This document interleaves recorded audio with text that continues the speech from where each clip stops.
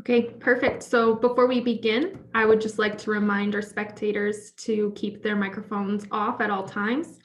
As well, for judges and participants, please keep your cameras on. However, microphones should be on mute when you are not speaking.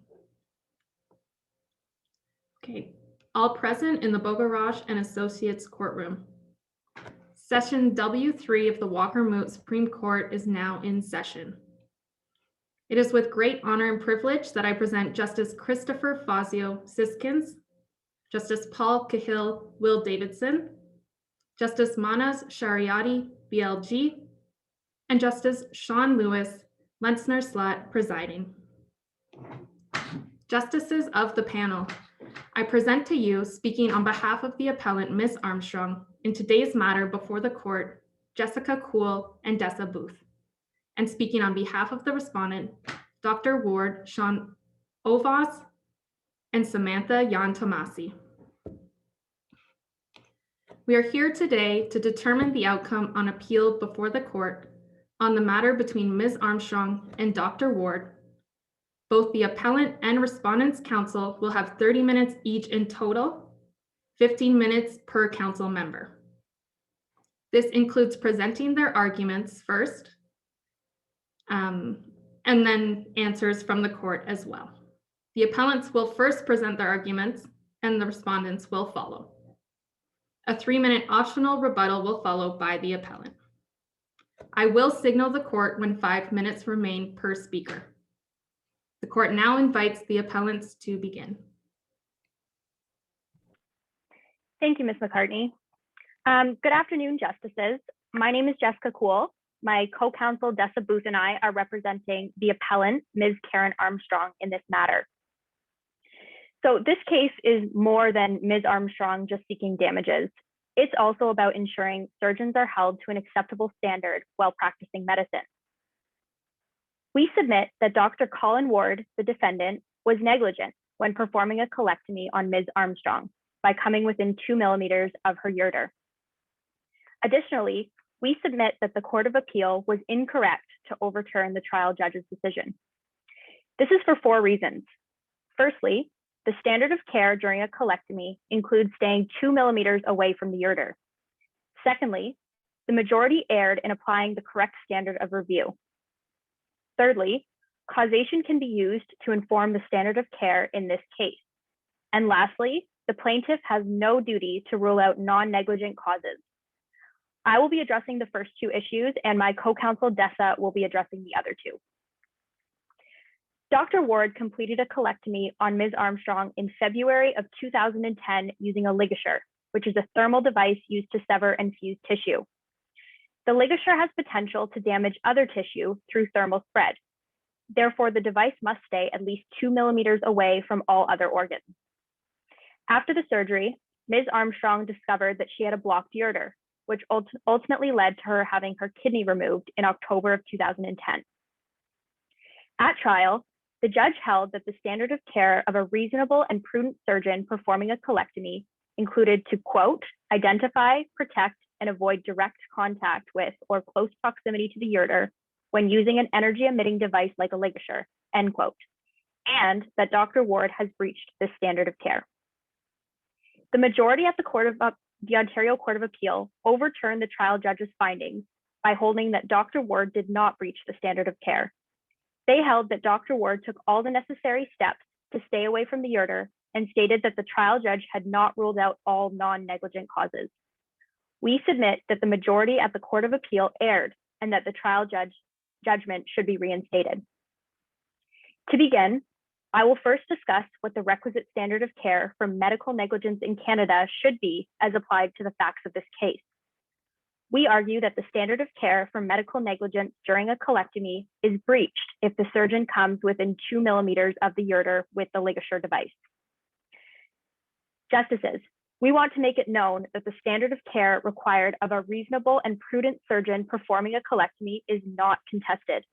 All of the expert witnesses, including Dr. Ward, agree that the standard of care is to 1, identify the ureter, 2, protect the ureter, and 3, stay away from the ureter.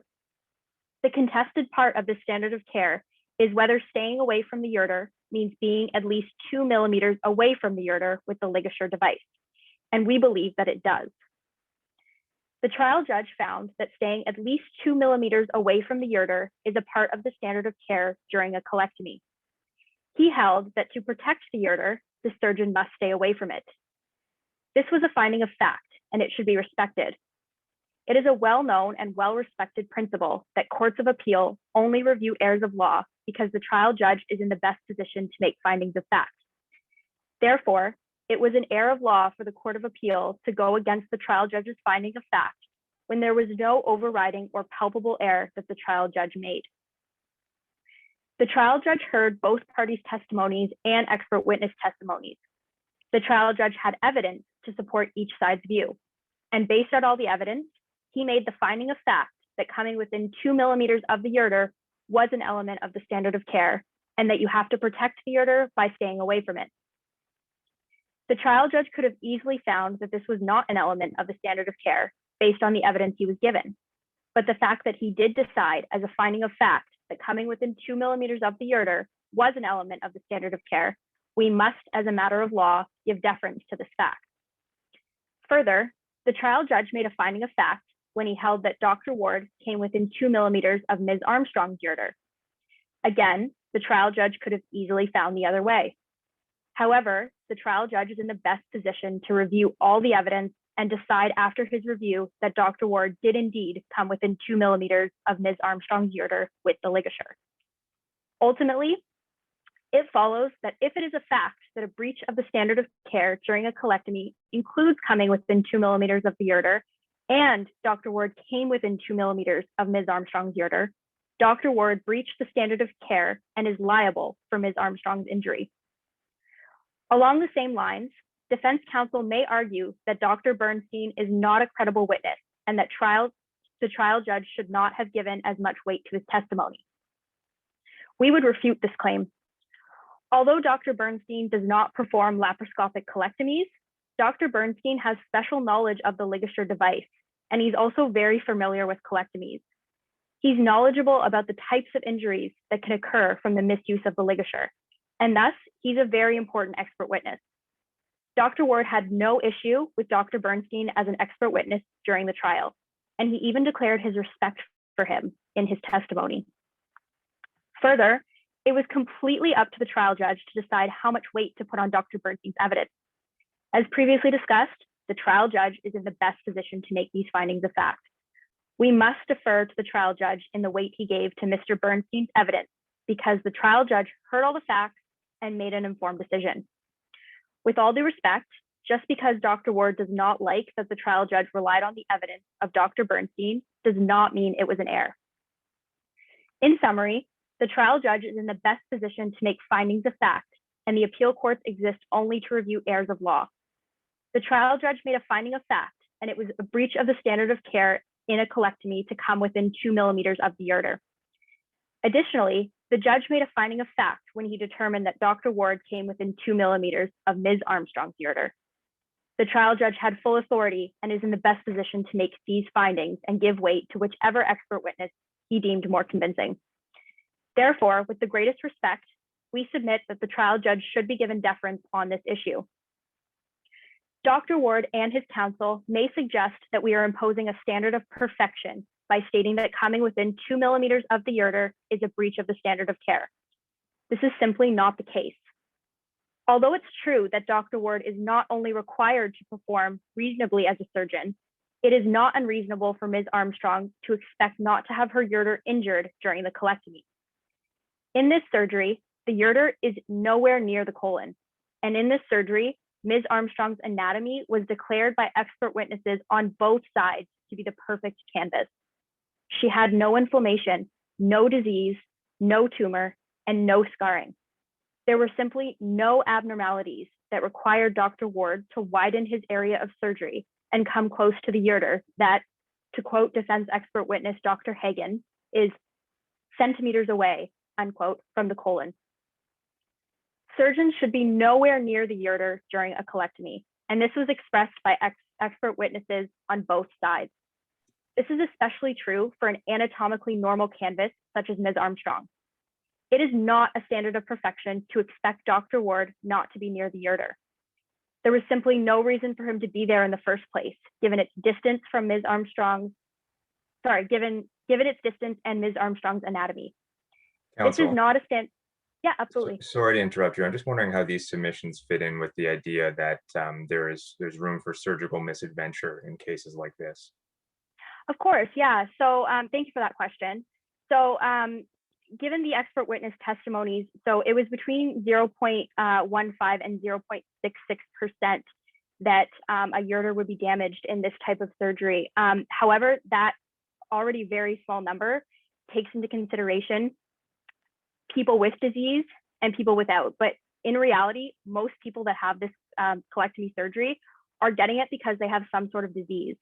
So the fact that Ms. Armstrong had no abnormalities and no disease, her rate of incidence of this should be almost nothing, which I think that it stems back to Dr. Bernstein's evidence, when he suggested the zero risk theory.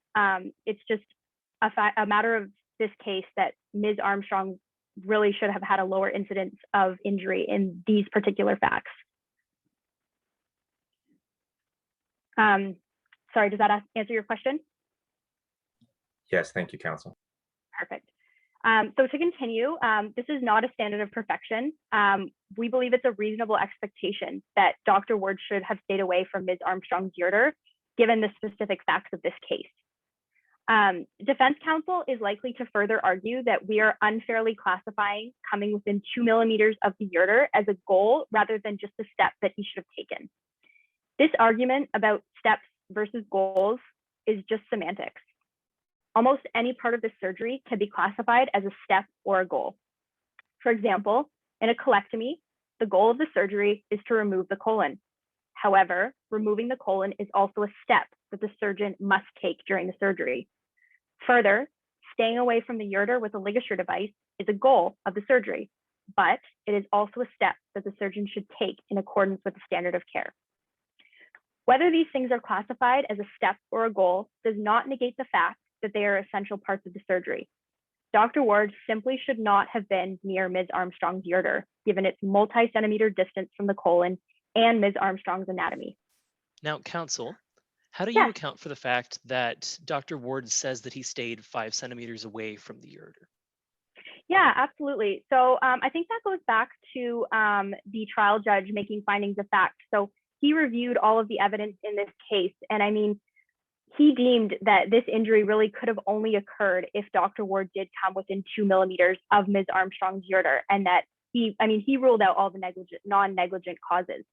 So I think we really do have to defer to the trial judge and their finding that his testimony just cannot stand. So on the next issue, which is whether the majority erred in applying a correctness standard of review, we submit that the majority did err in applying the correct standard of review for similar reasons as discussed in our argument about the standard of care. As previously discussed, the trial judge is in the best position to make these findings of fact. We also discussed this issue at paragraphs 34 to 38 of our factum, and the trial judge made a finding of fact when he held that the standard of care for a surgeon performing a colectomy includes refraining from coming within 2 millimeters of the ureter with the ligature. Additionally, the trial judge made a finding of fact that Dr. Ward did in fact come within 2 millimeters of Ms. Armstrong's ureter with the ligature device. With respect, the Court of Appeal did not have the authority to alter the trial judge's findings of fact. We submit that the correct standard of review is to defer to the trial judge on findings of fact. The Court of Appeal's primary purpose is to review errors of law and should not alter the trial judge's findings of fact. Thank you so much for your time today, Justices. I will now turn it over to my co-counsel, Dessa. Good afternoon, Justices. My name is Dessa Booth. The first issue I will address is whether causation can be used to inform the standard of care in some cases. It is our position that causation ought to be used to inform the standard of care in this case. Fontaine is a case that replaced res ipsa loquitur with the doctrine that circumstantial evidence should be considered with direct evidence in cases with little to no direct evidence to determine whether negligence has been established on a balance of probabilities. Contrary to what the respondents might submit, causation can be used to inform the standard of care in certain circumstances and necessarily should be used here. The circumstances in this case demonstrate that this is a key situation in which circumstantial evidence needs to be used to inform the standard of care.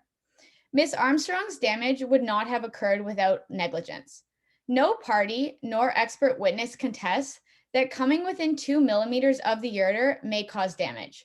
In fact, every expert witness and Dr. Ward agrees that a crucial part of the surgery is identifying and taking steps to stay away from the ureter, as damage could occur if not.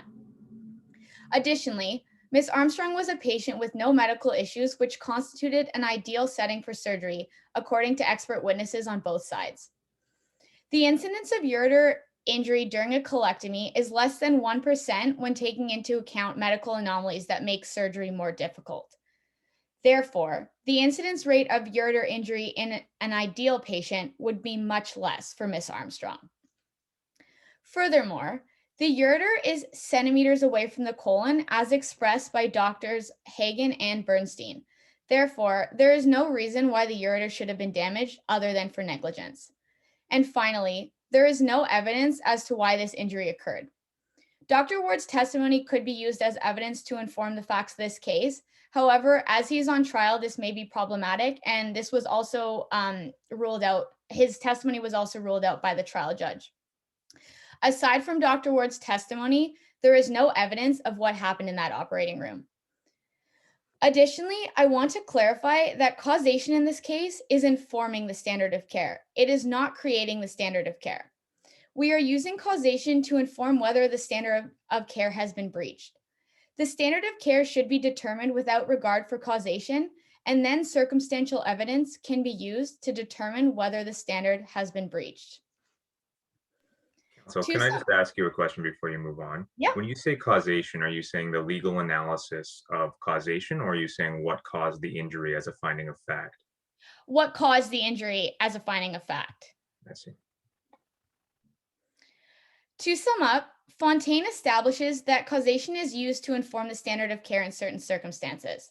This case of medical negligence is a circumstance in which it should be used as the circumstantial evidence is crucial here. Therefore, we submit that the trial judge did not err by conflating the standard of care and causation.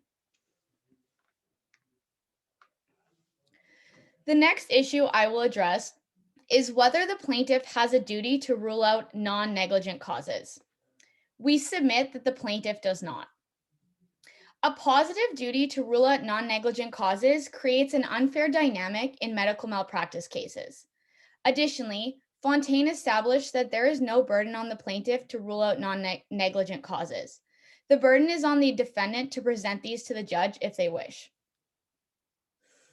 The medical malprofessional defendant is in a much better position to analyze and present non-negligent causes due to their increased medical knowledge and support system. In medical malpractice cases, the patient often has little to no medical knowledge. This is why they go to a doctor in the first place. Medical professionals, on the other hand, are rigorously trained for their profession. Additionally, a patient often has fewer resources than a doctor in medical malpractice cases. Medical professionals will often receive support from their insurance and employer for litigation. It is quite common that there are safeguards set up for doctors facing litigation, and they may not be paying out of their own pocket in many malpractice cases that go to court. On the other hand, patients are often paying out of pocket, and many cases may not be realized as the average citizen does not have the resources for a complex and lengthy litigation process. Therefore, the defendant should be the one to bring forth these non-negligent causes. Now, counsel, Mhm. was it not the trial judge's duty to also consider these other potential causes? Like, it's not unreasonable for the judge to figure them out, even if the defendant and plaintiff didn't raise them, no? Yes, that's actually a great question. So I can actually talk about that right now. One thing we were going to talk about is that we feel that alternative non-negligent causes should not be at issue here. In the factum submitted by the respondents, they acknowledge that the trial judge bears the duty of ruling out non-negligent causes. They do not submit that the burden is on the plaintiff. And in this case, the trial judge had considered non-negligent causes and subsequently ruled them out. As my co-counsel Jess has submitted, the trial judge is in the best position to make findings of fact. Therefore, this decision should be honored by higher courts.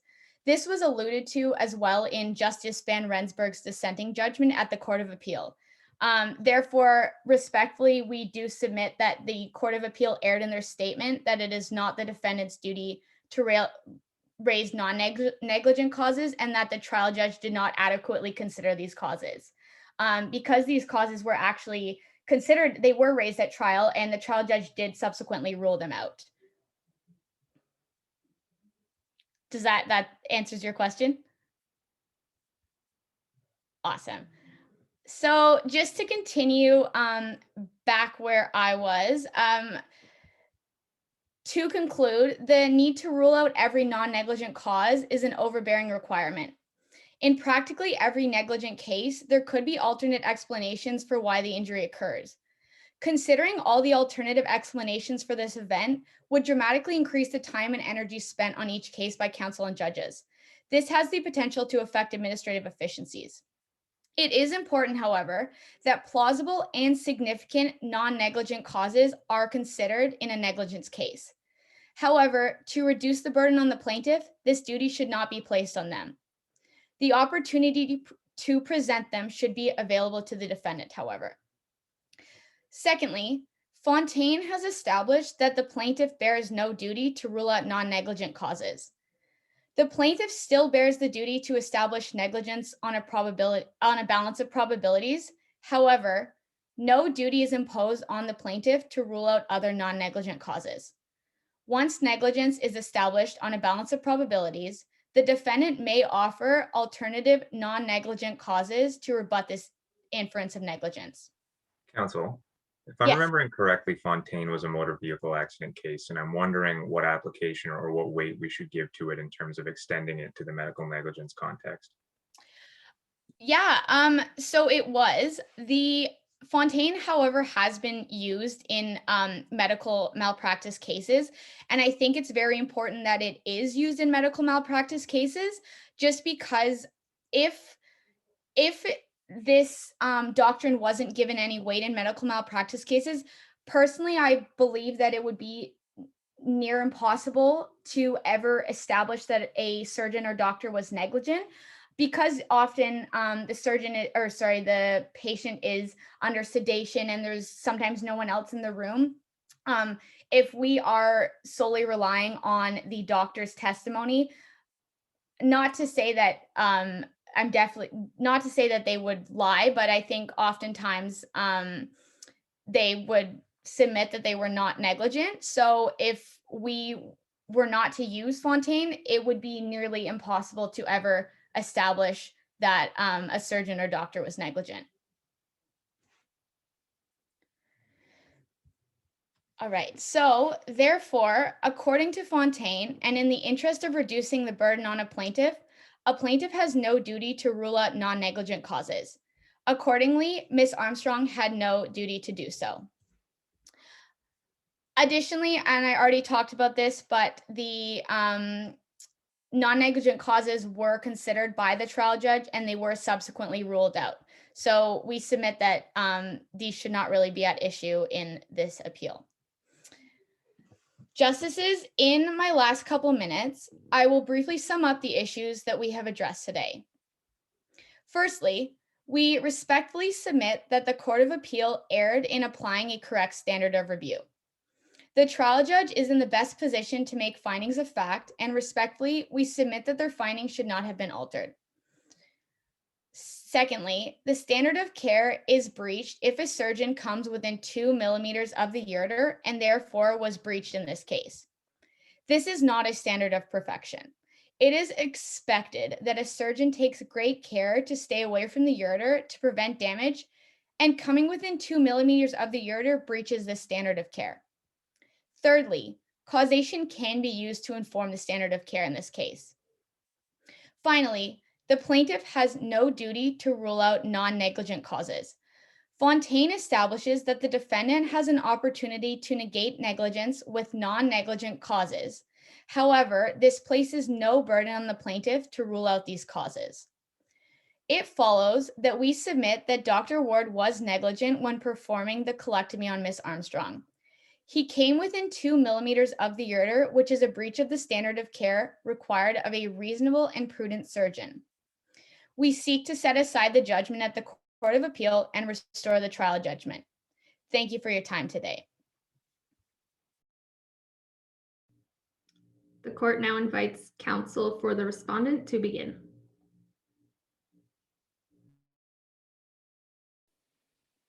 Good afternoon, justices of the panel. My name is Samantha Iantomasi, and together with my colleague, Mr. Ovas, we will be representing the respondent, Dr. Ward. We have split our submissions today.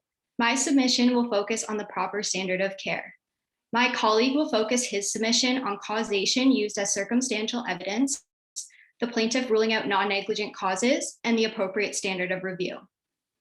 I submit that the trial judge erred by imposing an improper standard of care, which is an error of law. I will argue in 3 parts. First, the proper standard of care is based on steps, not goals. Second, the standard of care cannot be a standard of perfection. And third, the Court of Appeal was correct to find that Dr. Ward did not reach the standard of care. To begin, I would like to recognize that this case involves a tragic accident. Unfortunately, accidents happen. However, the fact that an injury occurred does not mean there has been negligence. This surgery was not risk-free. Dr. Ward acted in a manner that was consistent with a reasonably prudent surgeon. Given that the standard of care for medical negligence is reasonableness, not perfection, the Court of Appeal was correct to find that Dr. Ward did not breach the standard of care. In my first submission, I will address how the proper standard of care is based on steps, not goals. The trial judge's standard of care was improper because it was based on the goal the surgeon intends to achieve, not the steps the surgeon takes. The appellants submit that a goal versus a step is a matter of semantics. Respectfully, I disagree. Staying 1 to 2 millimeters away from the ureter is a goal because, as stated by Dr. Bernstein, the goal of the surgery was to remove the colon without injuring any other structures, including the ureter. Bringing the ligature within 2 millimeters of the ureter is the injury because it results in thermal energy damaging the ureter. Steps and goals must not be confused when framing the standard of care. You can't interchange steps and goals. They must remain distinct in order to ensure that the standard of care is not a standard of perfection. All of the experts agreed, and the trial judge accepted as evidence that the steps taken to avoid injury during this procedure are: number 1, to identify the ureter through vermiculation; number 2, move the ureter away from the colon; number 3, recheck the location of the ureter; and number 4, try to avoid bringing the ligature within an unsafe proximity. Only when all of these steps are taken can the surgeon meet the goal of removing the colon without causing injury. As stated by Justice Pachaco, trying to maintain a safe distance is a step one takes. Successfully achieving this is a goal. Therefore, in my submission, staying 2 millimeters away from the ureter is the goal, not a step. Counsel, I think your friends have said that you can interchange in virtually any surgery the idea of what's a step and what's a goal. What do you say about that? In my submission, you can't interchange steps and goals because this risks creating a standard of perfection. So in this case, by saying that keeping the ligature 1 to 2 millimeters away from the ureter is a step, when in reality it's a goal, it's imposing a standard of perfection on Dr. Ward because it creates an absolute duty for Dr. Ward to avoid all injuries when he took all of the steps to avoid this injury. The Supreme Court in Filoka found that it's an error to impose an absolute duty rather than a duty of reasonable care. The trial judge based the standard of care on the outcome rather than the steps needed to avoid the outcome. In Filoka, miners were killed after a striker trespassed into the mine and intentionally caused an explosion. Pinkerton's was hired as security at the mine. The trial judge found that Pinkerton's breached the standard of care because it failed to stop people from entering the mine. The Supreme Court overturned the trial judge's decision because it created an absolute duty and it didn't explain what steps Pinkertons needed to take in order to stop people from getting into the mine. Now, counsel, sorry to interrupt you there. Can what happened to ever have an influence on the standard of care then? Because what you're sort of suggesting here is that we need to ignore that part. And I'm given to understand there's a line of cases where that can be important. Yes, there are cases where circumstantial evidence can inform the standard of care.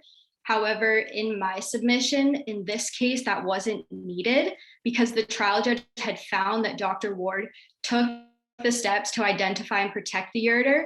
And based on those steps, he acted as a reasonably prudent surgeon would have in performing this surgery. So the injury wasn't needed to be considered by the trial judge in this case.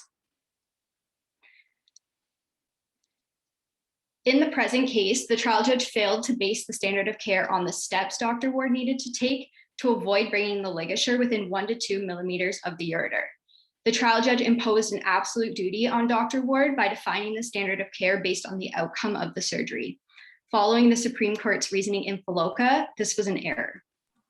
So I asked this question to your, sorry to interrupt you, I asked this question to your friends about Fontaine, and I want to know your thoughts. I have some difficulty extending a case about mine security, and I think the Northwest Territories to a surgery, taking place and a ureteric injury. I'm wondering why you think that we can apply those principles to this case here. Yes, so Filoka was about a mining case, which is obviously not medical negligence. However, the Supreme Court's reasoning about the legal standard of care is what is important for our case here, because the Supreme Court said that you can't base a standard of care on an absolute duty. And in my submission, the standard of care that the trial judge imposed was an absolute duty because he based it on the outcome instead of the steps. And in Filoka, the Supreme Court said the same thing. You need to say the steps that are needed to be taken in order to meet the standard of care. In St. John, the Supreme Court found that the standard of care, basing the standard of care on a goal is incorrect, because it focuses on the result rather than the means taken to achieve the result. The court in St. John states that professionals have an obligation of means, not an obligation of result. This shows that doctors are required to take all reasonable steps, but they're not required to achieve a perfect outcome every time. The Court of Appeal correctly held that the proper standard of care is measured by the steps a prudent surgeon would take. Applying this principle of medical negligence to the facts, Justice Pacheco stated that prudent surgeons would take the step of not knowingly, intentionally, and unnecessarily deploying a ligature within 2 millimeters. Second, the standard of care cannot be a standard of perfection. Using a goal as the standard imposes a standard of perfection because it creates an absolute duty. This means that when the standard of care is based on avoiding injury, which is the goal of the surgery, any injury will result in liability, even if the surgeon takes the proper steps to avoid the injury. Dr. Ward cannot be held to a standard of perfection because this procedure has a risk of ureteric injury. The appellants submit that because Ms. Armstrong had an ideal setting for the procedure, the risk of injury should be less than 0.15 to 0.66%. This is not true. Pre-existing conditions such as a tumor or inflammation would have presented an increased risk. The trial judge found that the risk of injury for Ms. Armstrong's procedure was less than 1%. If Ms. Armstrong had pre-existing conditions, the risk of injury would have been greater than 1%. The trial judge also rejected Dr. Bernstein's theory that the risk of injury should be 0 because that's not supported by the literature. The appellants argue that imposing a standard of perfection on a graft or implant surgery is wrong because it's impossible to guarantee that the body will accept a foreign object. However, in my submission, it's equally as wrong to impose a standard of perfection on Dr. Ward's colectomy because it's impossible to guarantee that there will not be an injury to the ureter, seeing as this surgery has a risk of ureteric injury.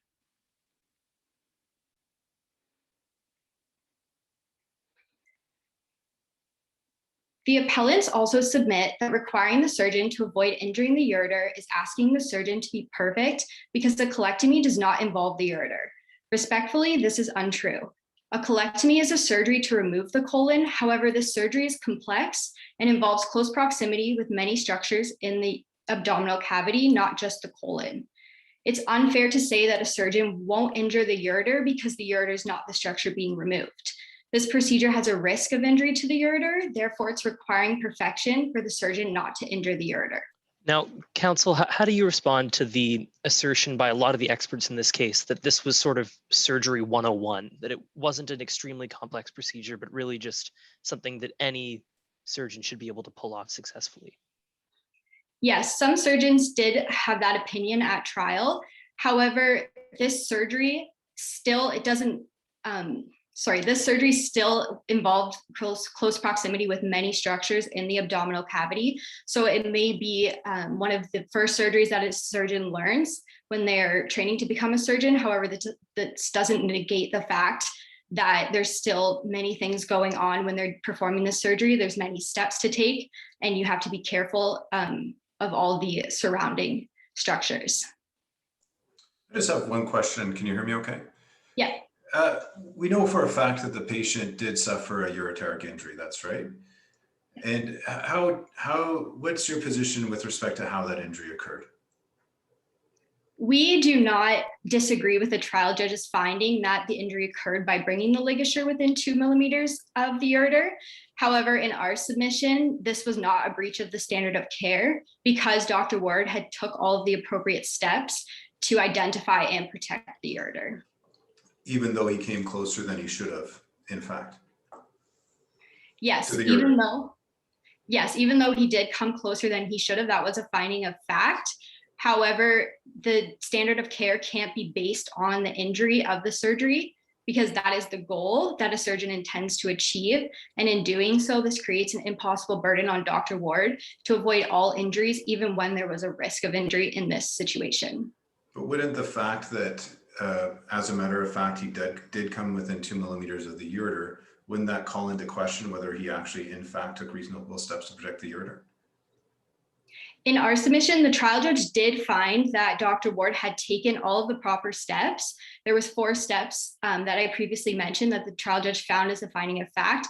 All of the experts agreed that these are the proper steps to take. So in my submission, the trial judge Dr. Ward did not breach the standard of care because he had taken those steps, and that was reasonable that any surgeon would have done in that situation. Thank you. The appellants also argued that injury to the ureter should not have occurred because the risk of injury is less than 1%, and this is a negligible rate of injury. However, as stated in Campbell and Fairley, the fact of low incidence of injury combined with the fact that injury occurred does not create a finding of negligence. In my third submission, the Court of Appeal correctly found that Dr. Ward did not breach the standard of care. The trial judge found that Dr. Ward took all of the appropriate steps to identify and protect the ureter. In other words, the trial judge found that Dr. Ward behaved as a reasonably prudent surgeon when performing this surgery. The Court of Appeal found that this shows Dr. Ward did not breach the standard of care. A surgeon can take all reasonable steps and still end up with an unfavorable result. We submit that the ligature did not come within 2 millimeters of the ureter because of negligence. Dr. Ward took all appropriate steps and did not breach the standard of care. Justices, those are my submissions. I'm going to turn it over to my colleague, Mr. Ovas. Thank you. Good afternoon, Justices of the panel. My name is Sean Ovas, and I'm also here with my partner in representation of the respondent, Dr. Ward. My submissions will also be split into 3 parts, and will focus on causation and the applicable standard of review for this matter. First, I will argue that causation can only be used as circumstantial evidence to inform the standard of care, but not to define it. Secondly, in order to establish causation, the plaintiff has a duty to disprove non-negligent causes of the injury. And finally, the standard of review for this matter is only a standard of correctness, and the majority gave appropriate deference to the trial judge's findings of fact. So first, my first submission is that causation can be used to inform the standard of care, but it cannot be used to define it. In this case, causation did not need to be used to inform the standard of care. The plaintiff's injury was not relevant to the applicable standard of care Dr. Ward owed to the patient. The trial judge found that Dr. Ward took the appropriate steps agreed upon by both sides' expert testimony to identify and protect the ureter. The trial judge should have based the standard of care on these steps and come to a conclusion that Dr. Ward met the standard of care based on this before addressing causation. The majority agreed in their decision that had the trial judge properly defined the standard of care, causation would not have needed to be addressed. The appellants argue that res ipsa loquitur from Fontaine applies to this case. Respectfully, I disagree. The Supreme Court in Fontaine found that this maxim should no longer be used, and regardless, even if it does apply, the second requirement of this test cannot be met. There is no evidence that the only way this injury could have been caused was by negligence. In some instances, causation can be used as relevant circumstantial evidence to determine if there was a breach in the standard of care. However, we agree with the majority on appeal who held that causation cannot be used as circumstantial evidence to define the standard of care. This is consistent with the trial judge in the case of Kennedy v. Jakiewicz, who noted that a trier of fact must consider whether what was done breaches the standard of care and not use the evidence or injury as the standard of care itself. And this is the error that the trial judge made in this case. The trial judge concluded that the standard of care would be breached by touching or coming within 1 to 2 millimeters of the ureter based on the evidence that the injury occurred this way. The trial judge then concluded that Dr. Ward breached the standard of care. As the majority held on appeal, the standard of care should have been defined using the agreed upon steps that Dr. Ward took. Using causation to define the standard of care, as the trial judge did, risks creating a standard of perfection, which creates an absolute duty, placing an impossible burden on doctors to avoid all injuries. In the case of Locke v. Smith, Counsel, sorry to interrupt. Is it your position that a trial judge is not allowed to look at what happened as a matter of fact before assessing the standard of care? Our position is that the standard of care should be based on the reasonable steps taken during the procedure and how a similar prudent surgeon would be taken, but the circumstantial evidence like the injury can be used after that to inform whether there was a breach of the defined standard of care. So similarly to the case that I'm about to mention in Locke v. Smith, the Ontario Court of Appeal found the trial judge did not err by failing to determine the cause of the plaintiff's perforated bowel. So the trial judge did not have to determine causation because he determined Dr. Smith met the standard of care. The court concluded that determining causation would not have changed the finding that Dr. Smith was negligent. So our position is based on a similar finding to Locke v. Smith. So the Court of Appeal concluded in this case that if the trial judge imposed the proper standard of care and based on the reasonable steps, he would not have needed to consider the injury. And I hope that answers your question. Okay, so even if circumstantial evidence like the injury had been considered, it would not have changed the finding of the result of the appeal, as the correct standard of care should have been based on the steps that would be taken by reasonably prudent surgeons. The trial judge determined the steps that Dr. Ward took without first considering the circumstantial evidence regarding the injury and should have assessed whether there was a breach of the standard of care by comparing these steps to Dr. Ward's actions. So our second submission is that in order to establish causation on a but-for standard, the plaintiff is required to disprove potential non-negligent causes. Though causation is not relevant to the majority's decision to allow Dr. Ward's appeal, had the analysis proceeded to causation, the plaintiff has the duty to disprove potential non-negligent causes in order to establish causation on a but-for standard. The majority held that when negligence is relied upon by the plaintiff as the only cause of injury, the trial judge has the duty to consider and rule out other non-negligent causes of injury before finding liability. Now, counsel, I believe your friends talked about how the trial judge did consider a few non-negligent causes, as well as the fact that the plaintiffs in the case responded to everything raised by the defendants. Shouldn't it be the defendant's job to bring up those non-negligent causes? Why should the plaintiff have to bring all those up? So it's our position that the defendant can provide evidence that disproves the plaintiff's causation theory, which is what happened from the defendant's expert witnesses in this case. And in response, the burden still remains on the plaintiff to disprove such causes in order to be fair to their meeting their burden and to the defendant when they rely on negligence as the only cause of injury. And we agree that the trial judge is required to rule out potential non-negligent causes of injury, but we agree with the majority on appeal that that did not happen in this case. The trial judge inferred what happened as is appropriate, but they did not address the potential non-negligent causes. So in the case of Cooper v. Flood, the plaintiff suffered a perforated bowel after a surgical procedure was negligently performed by the defendants. On appeal, the majority held that the trial judge correctly found the defendants liable after reasonably dismissing other possible non-negligent causes for the injury, including the plaintiff's past surgeries and the type of procedure that was applied. In consistency with Cooper, it falls upon the trial judge to reasonably dismiss such non-negligent causes before finding liability, and this should have happened in the current case. In such cases where negligence is relied upon as the only cause, it is necessary for the plaintiff to disprove such causes in order to be fair to the defendant. As the Supreme Court noted in Ettinger v. Johnston, defendants are free to provide evidence contrary to the plaintiff's causation theory to persuade a trial judge that the plaintiff has failed to meet their burden. The appellants assert that a need to rule out every non-negligent cause is an overbearing requirement.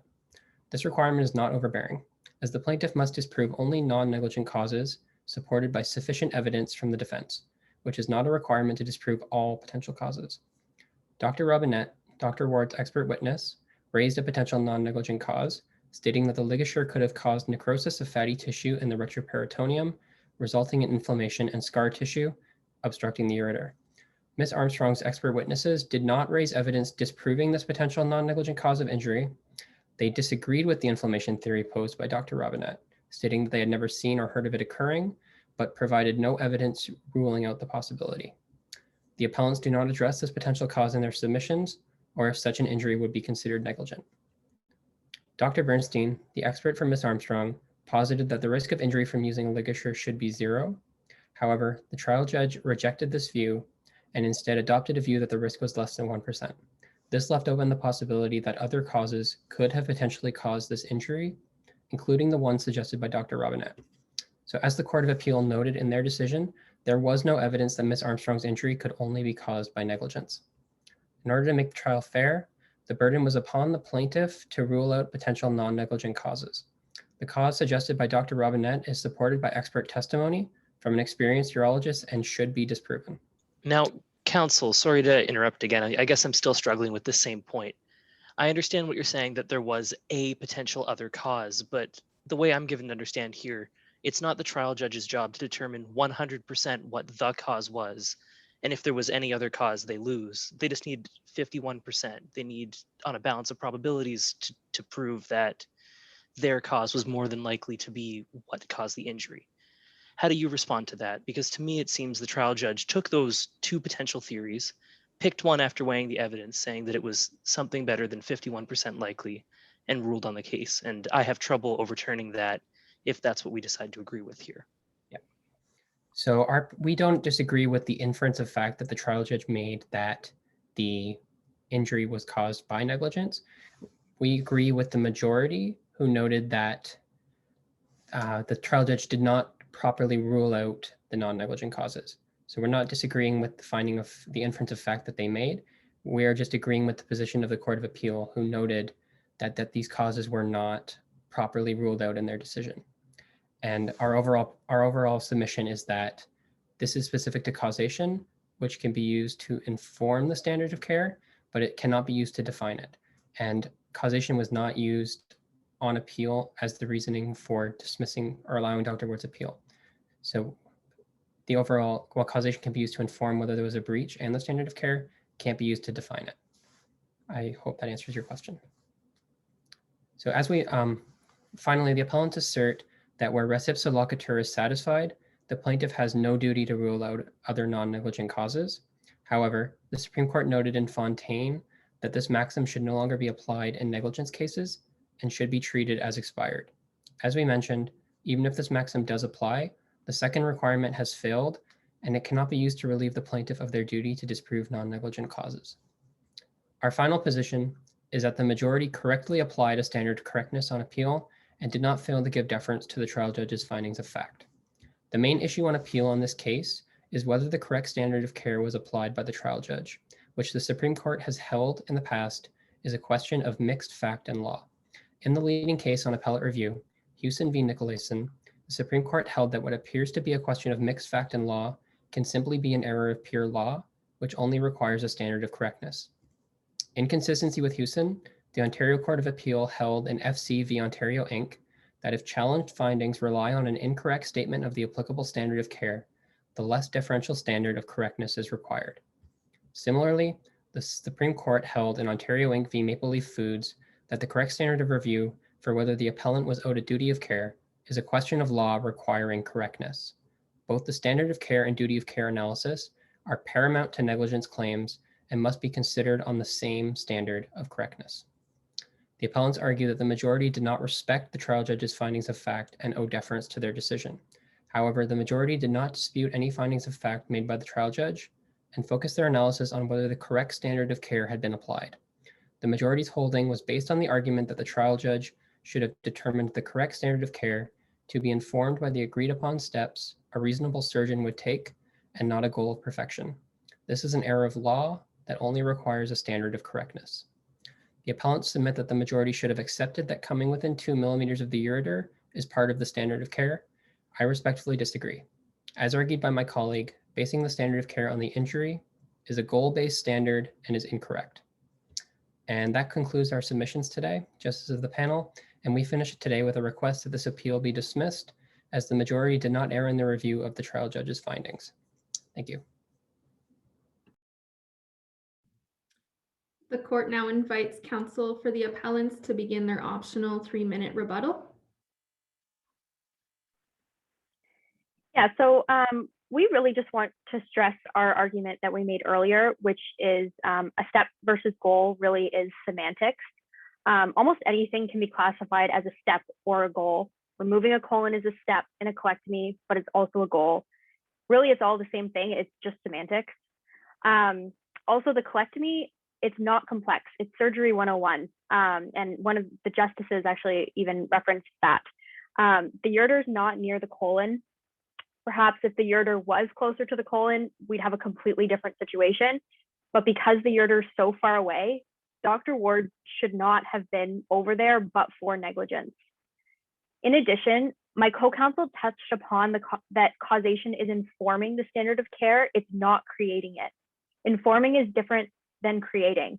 The trial judge defined standard of care using expert witness testimonies and then used causation to inform whether it has been breached. We also want to stress that it's important to look at the specific facts of this case. Ms. Armstrong is anatomically normal and had what expert witnesses on both sides referred to as a perfect canvas. The risk of injury to the ureter for this surgery in general is under 1%, not the risk for Ms. Armstrong's surgery specifically. This 1%, less than 1%, takes into consideration the many patients that have had their colons removed because of disease. In the absence of this, Ms. Armstrong's injury should have been way less than 1%, which really shows it's almost impossible but for negligence. So from that alone, it seems that on a balance of probabilities, this injury simply would not have occurred without negligence. So in summary, we would just ask that the court keep in mind the specific facts of this case during their deliberation. And thank you again so much for your time, justices. This concludes the matter of Armstrong v. Ward. Thank you.